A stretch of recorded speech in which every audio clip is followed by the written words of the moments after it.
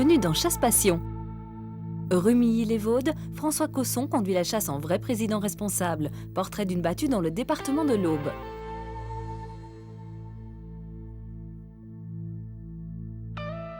Ensuite, nous suivrons une piste au chien de sang lors de la même journée en Champagne.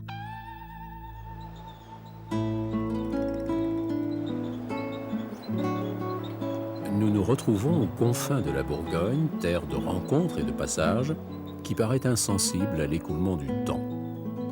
Les villageois de la plaine de Seine se sont installés proches de Troyes, l'une des capitales de Champagne, le long des itinéraires commerciaux d'époque, entre la Flandre et l'Italie.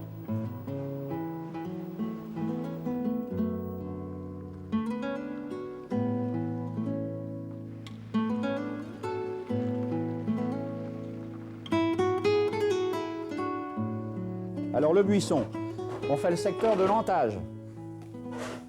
Le secteur de l'Antage, la traque partira de la route de Bois-le-Roi. D'accord? On mettra nos véhicules, nous, à Bois-le-Roi.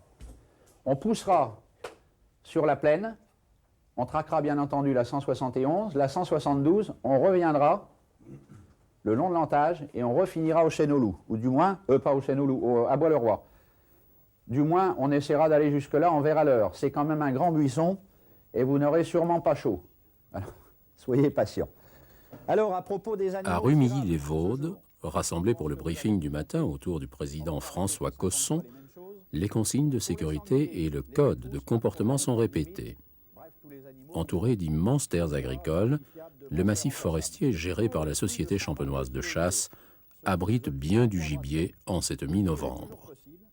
Les chasseurs, actionnaires et invités, s'apprêtent à vivre une journée de battue et de chasse au gros gibier. Et à condition, pour ceux qui tireront, qu'il s'agisse d'un mâle, de façon à rééquilibrer. Alors, si vous voyez un gros mâle, essayez de voir s'il est armé, parce qu'une fois que vous aurez tiré un mâle qui fait plus de 52 kilos, ça en sera fini pour la saison. Et je peux vous dire qu'il y a quand même quelques gros sangliers. Il y en a eu de fait chez nos voisins. Je parle sous couvert de M. Jacques Chazelle, ici mon invité de ce jour. Il y a quelques beaux animaux. Donc, si vous vous faites le plaisir de tirer un mâle, essayez d'en choisir un beau, parce que sinon, vous aurez épuisé vos possibilités de tir dans cette catégorie pour la saison. Pour les cervidés, on recherche toujours notre fameux cerf.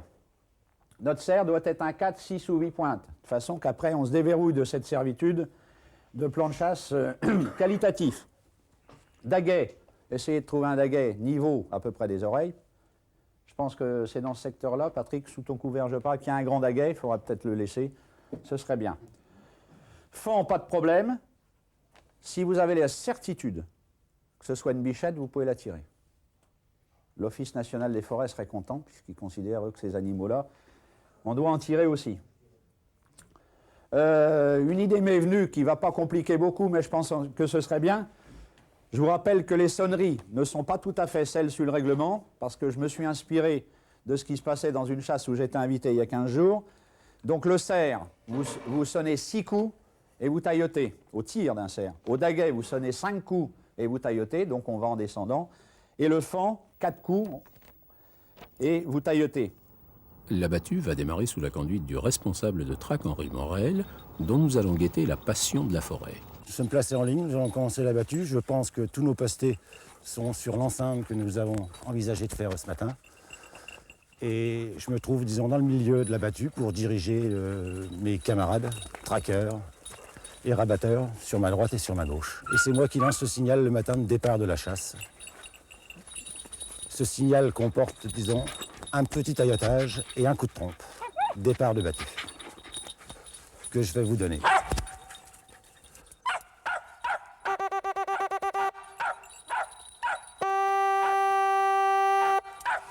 En avant!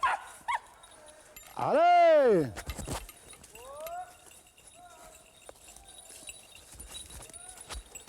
Allez! Allez, Toto! Ça fait!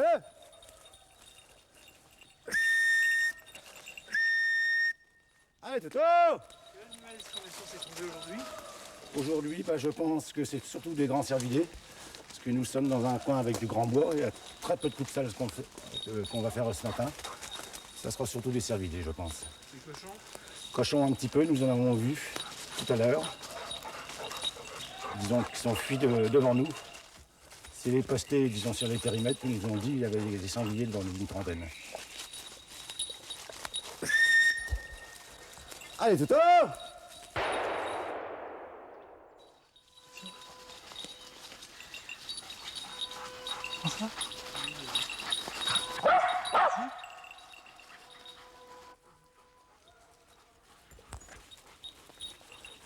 Qu'est-ce qu'on entend là?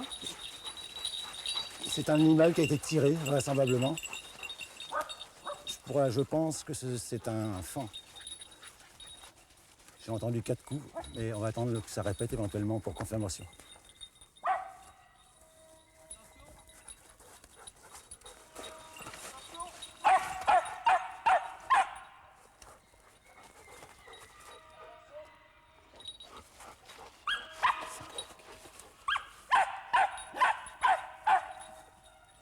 Je pense que c'est un daguet.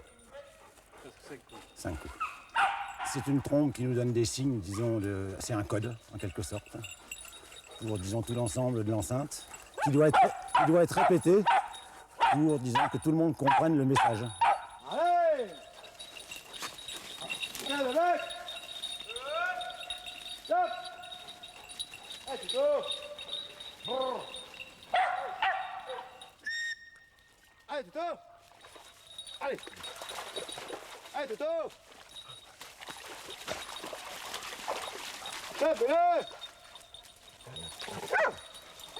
Allez! Le tracker travaille pour les postés.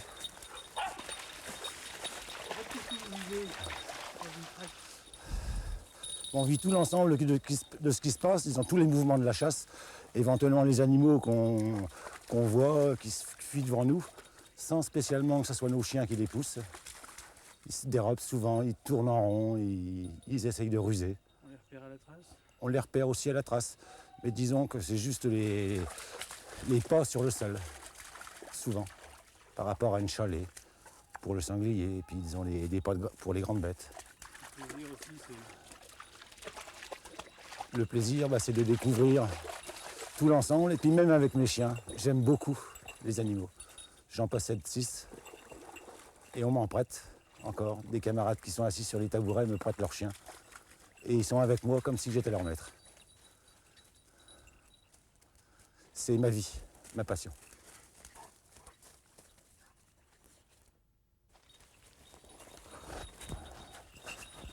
Allez, mec! Allez! Tiens! Ah! Tiens, bête! La ligne de traque ceinture le buisson. Arrivés auprès des chasseurs postés, nous découvrons le gibier prélevé.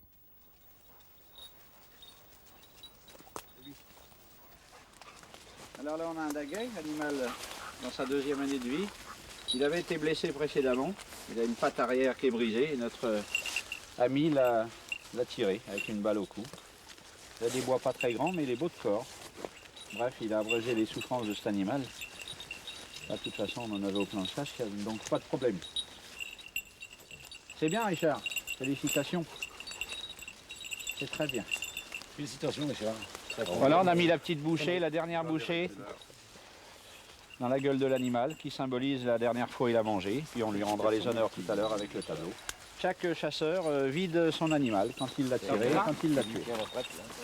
Voilà, on va nous faire une démonstration. Tu mets tes pieds sur les pattes, Richard, sur les 2 pattes arrière. Tu mets les 2 pattes arrière au ras du sol, l'autre aussi. Voilà, très bien. Voilà. C'est tout à fait normal de vider son animal. Ça fait partie de l'acte de chasse à part entière. On attaque ou... Tu restes avec lui? Ouais. Ah. Si tu restes, c'est que tu traques. Ouais, c'est bon. Et bah reste parce que moi j'ai la voiture. François Cosson sonne alors la fin de la chasse du matin.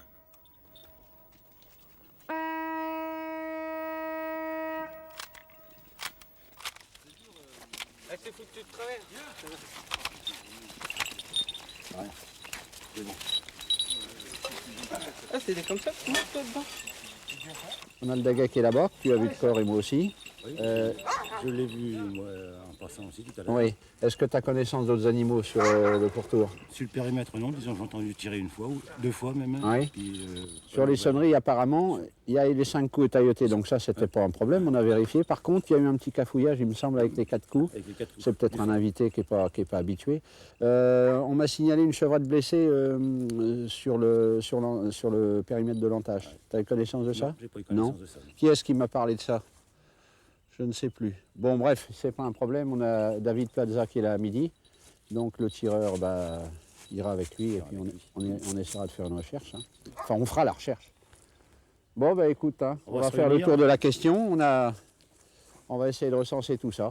A priori, aux sonneries, il n'y aurait qu'un animal dehors, mais comme on ne sonne pas ni les sangliers ni les chevreuils, il peut y avoir très bien des chevreuils de... On va voir tout ça au point de de rendez-vous prélever. avec tout le monde. Ok, eh ben, très bien. Allez, on va les manger parce que ça fait partie du système, ça aussi. Plus tard, en fin de journée, le tableau de chasse est présenté aux chasseurs et villageois rassemblés dans la cour du restaurant du manoir, endroit privilégié entre tous. Bien, mes amis, voici le tableau de chasse de la journée de ce 8 décembre 1996. Nous avons 7 animaux au tableau. Alors, le premier animal, c'est un daguet. Le tireur, Richard Camus. Où est Richard? Tu te présentes, Richard? Je te félicite. C'est très bien, c'est un bon tir. En plus, c'est un animal blessé. Félicitations, bravo. Le deuxième animal, c'est un faon mâle qui était blessé aux 2 antérieurs. Je ne vais pas me congratuler moi-même, je n'ai aucun mérite, c'est un animal dont j'ai abrégé les souffrances. Le troisième animal, c'est un petit sanglier, Docteur Rousseau. Où est le Docteur Rousseau? Docteur Rousseau, je vous félicite. Vous êtes un brave chasseur. Merci, Vous êtes Monsieur le digne de Président. Saint-Hubert. Merci. Quatrième animal, sanglier, Monsieur Morel. Où est Henri Morel? Henri, félicitations. Ces félicitations vont tout naturellement au conducteur de chien de rouge, David Plaza, ici présent, qui grâce au concours de son chien Hugo, je présume, a pu retrouver cet animal après une recherche quand même assez difficile puisqu'il s'agissait d'une balle de gueule, ce qui n'est pas du tout évident. Alors bravo au conducteur, au chien, et merci David, on a toujours besoin de toi. Cinquième animal, un chevreuil. C'est un chevreuil manifestement. Le tireur, c'est Monsieur Posamaille peut-être. Monsieur Posamaille, vous avez fait un chevreuil, on vous remercie. Sixième animal, c'est une chevrette. Tireur, Michel Dufour. C'est une bonne balle, Michel. Et septième animal, c'est un chevrillard qui a été bien tiré, je crois. Alors parfait, c'est Monsieur Posamaille. Voilà, le tableau est fait. Il y a une recherche qui a été, enfin plutôt un contrôle de tir qui a été fait sur un autre sanglier. Et nous n'avons aucun indice, n'est-ce pas, David? Bien. La preuve est rapportée une fois de plus que la recherche est efficace. Ce jour, nous avons fait 2 animaux, 2 cervidés, tous les 2 étaient blessés, l'un de nous, l'autre peut-être de nous. On n'est ni meilleur ni pire que les autres, ce qui prouve qu'une fois de plus, il faut s'appliquer, il faut être attentif, de façon à éviter tout ça. C'est difficile, je le sais, mais c'est comme ça qu'on peut se qualifier de bon chasseur.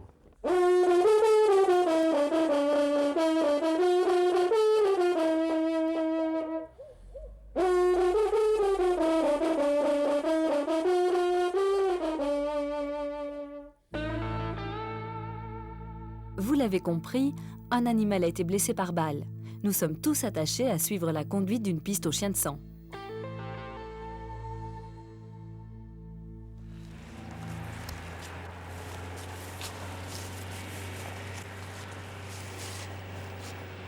David Plaza est conducteur de chiens à l'UNUCRE, l'Union nationale de l'utilisation de chiens de rouge. Après la chasse du matin, lors de laquelle un posté a tiré un sanglier sans pour autant l'achever, David a été appelé pour retrouver à la trace de sang l'animal blessé. David, j'ai blessé un sanglier là, au fond à droite. Et tu viens faire ta recherche? Ah oui, j'ai bien faire la recherche. Ok. À quel calibre tu as tiré ça? 7,64.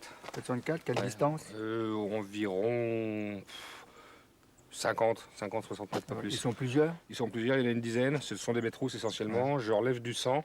je relève la balle, je traverse un baliveau, je vois l'entrée, je vois la sortie, et en insistant, je trouve une goutte de sang. Donc on a remonté un petit peu avec le chef de ligne sur 120 mètres, on a balisé, et on trouve vraiment du sang, et voire même des bouts d'eau. Et la réaction au tir sur l'animal, rien? Réaction au tir, si tu veux, en fait, c'était quand même une bande qui courait, qui avait été tirée peu de temps avant, ce qui m'a alerté, donc je les ai vus derrière moi. La bande vraiment courait. J'ai lâché mon coup de carabine. À ce moment-là, j'ai eu l'impression de voir, si tu veux, une réaction, et j'ai surtout vu la bête derrière celle que j'ai tirée faire demi-tour. Hein, bon, Et- ensuite, je suis allé relever ma balle. Et la compagnie, est-ce qu'il y a une bête de tête qui les emmène? Ils sont La seuls? bête de tête est complètement à l'opposé. Elle s'est tirée. La bête de tête part dans le track. C'est ce qui m'alerte un petit peu. Donc je cherche, si tu veux, la compagnie, et je la retrouve derrière. Et c'est là où je la vois passer vraiment en courant. La Et c'est là où je compagnie, la tire. compagnie est seule. Oui, Est-ce qu'il y a des elle est chiens? seule. Est-ce qu'il y a des chiens derrière? Aucun chien, rien du tout. Aucun chien. Rien C'est-à-dire du que la compagnie est complètement au calme. Ouais, elle est complètement. La bête- Elle est seule. Elle part en courant, c'est tout. D'accord, la bête blessée au calme. Et je te dis, au tir, il y en a un qui fait demi-tour. Et moi, j'ai l'impression de voir une bête, mais c'est qu'une impression. Hein. Et c'est en allant vérifier la deuxième fois ma balle que je finis par trouver du sang. D'accord. Hugo, au pied. Là, au pied. Hugo.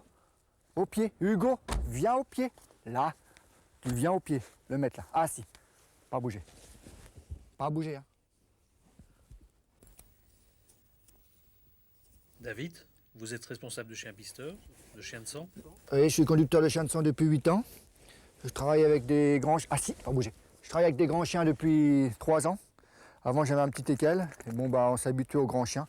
Et les grands chiens, quand même, pistent quand même très bien, aussi bien que le teckel. Mais la grande différence qu'on a avec un grand chien, c'est que on a 30% de réussite de plus. Parce que quand on lâche le chien sur un animal blessé, il nous fait un ferme beaucoup plus vite. Et il rattrape les animaux blessés beaucoup plus vite. Ça nous fait gagner quand même 30% de réussite supplémentaire. Vous travaillez avec 2 chiens. C'est-à-dire que j'ai un chien. Non, je ne travaille pas avec le chien, on travaille toujours avec un chien. C'est une chienne qui travaille l'artificiel encore. Elle est toute jeune, elle est seulement à l'école, si on veut bien. Elle est à l'école. Lui, bon, bah, lui il est concluant, lui, il a quand même 4 ans et demi, 5 ans, il sait ce que c'est. Mais la chienne est encore trop jeune. Et le collier que vous lui mettez? C'est un collier émetteur. Alors, le collier émetteur sert en recherche, le travail. Ça ne sert pas parce qu'on travaille en longe, mais aussitôt qu'on relève un animal blessé, le chien ou l'animal s'en va très très vite. Et quand on perd le chien et l'animal, on a un récepteur dans le véhicule pour nous permettre de savoir localiser le chien.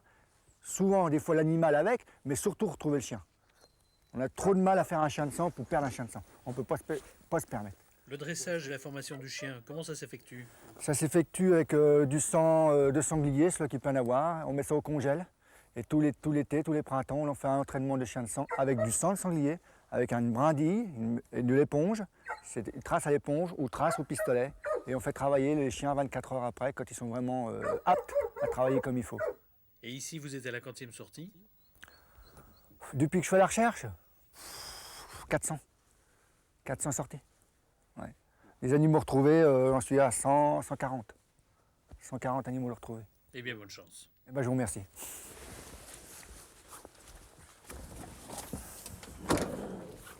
Viens au pied. Viens au pied. Hugo. Viens au pied là. Bon, une recherche de 3 heures, 3-4 heures derrière un animal, en principe, il n'y a pas de problème. Le papier. Très bien. Hugo, Bon. pied, assis là. Donc en fait, moi j'étais là. Oui, ici, tu vois, donc j'ai balisé. J'ai balisé le point de tir par un papier et j'ai laissé ma douille. Bon, en fait, donc, ces sangliers, j'aperçois la laie qui se dérobe là, c'est tiré sur la ligne perpendiculaire là. Donc mon attention est alertée, je recherche la bande. En fait, je l'aperçois qui part du coin là-bas et qui remonte en biais ici. Bon, là, je suis un peu embêté parce que c'est plein d'arbres. Alors, je me cale, si tu veux, sur l'arbre là, entre ces deux-là. Et si tu veux, j'essaie de chercher une trouée. Bon, je les vois passer là. Il y a environ 10 sangliers. Sont visiblement des bêtes rousses, pas très grosses. Et en fait, donc, je lâche mon coup de carabine à peu près à hauteur de l'arbre là-bas. Ouais. Avec la mousse, tu vois. J'ai d'ailleurs balisé là aussi, avec un papier, parce que derrière, il y a un petit baliveau qui est traversé par ma balle. Ce qui me fait douter au départ, et c'est ensuite en faisant le tour plusieurs fois que je finis par trouver une goutte de sang, et tu vois, j'ai balisé d'ailleurs par terre avec du papier. On va voir? On va voir. Place, pas bouger.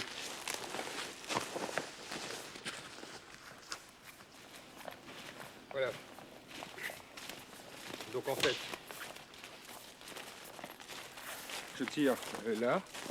Ici, j'ai commencé à marquer les premiers indices, tu vois, on va les suivre. En fait, c'est en refaisant le tour plusieurs fois, je tombe sur une première goutte de sang qui doit se trouver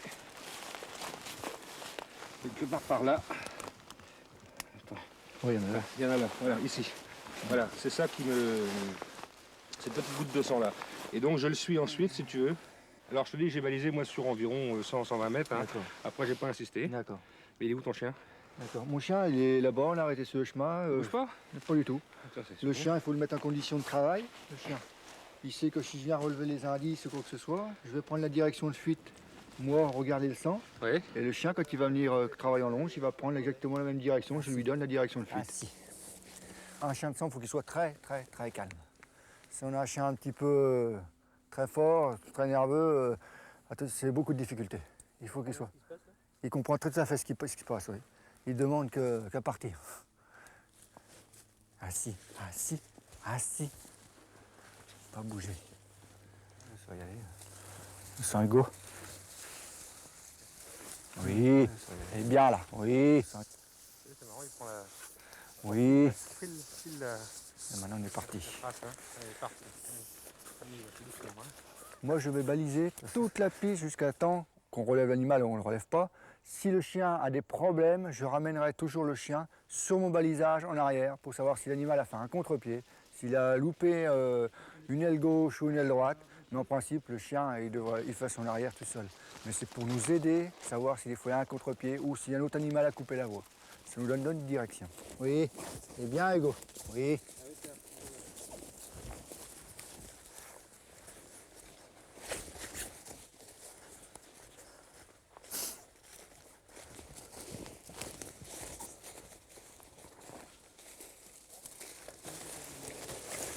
L'animal, il court encore bien pour comment si on relève cet animal. On sera sûrement obligé de lâcher le chien pour qu'il puisse obtenir un ferme. C'est un animal que je pense qu'il ne sera pas mort du tout si on le relève. Si par chance on a la chance qu'il soit seul dans cette coupe vraiment en salle, on aura une chance de faire un ferme assez rapidement. S'il est avec la compagnie et je lâche le chien, on peut faire un ferme très très très loin. Il peut me le bloquer. La blessure, je peux pas trop dire, il y a des places, on croirait comme une balle de mâchoire, comme s'il y avait du sang qui coulait sur la mâchoire, mais j'ai pas vu d'os de mâchoire, à part tout à l'heure au tir. Est-ce que c'est une petite dent qui est coupée par le projectile de la balle? Je suis pas sûr. Pas sûr du tout. Après 2 heures de poursuite, nous approchons un fourré et tout prêt à penser que le gibier blessé s'y réfugie. Tu l'as? Il est mort? Balle de mâchoire, oui, mais tu n'es pas trop près pour pas prendre des branches. Allez, abole là, tiens, Hugo, aboie, abole, tiens, Hugo, abole, tiens, abole. Il a quitté la compagnie, il a quitté la compagnie, et puis il a bien une balle de gueule. Il a bien une balle de gueule. Il y a des bouts dedans. Voilà, t'as bien des bouts dedans. Voilà la blessure. La plus grande blessure atroce des animaux, c'est une balle de mâchoire. Parce qu'ils ne peuvent plus du tout s'alimenter.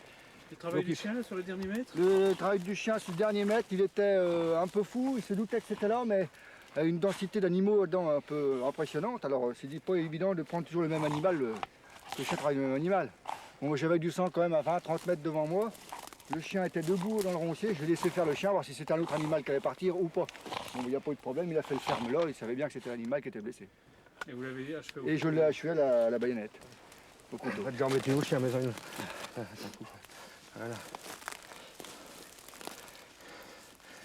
C'est bien, allez. Et la ville. Bravo. Bah, merci beaucoup. Et merci. Bon, il n'y a plus qu'à La bague, Ouais. Tu peux découper ta... qui la date.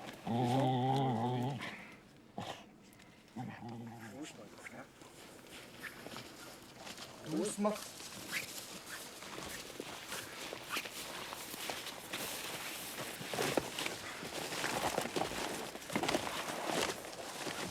On est là-bas.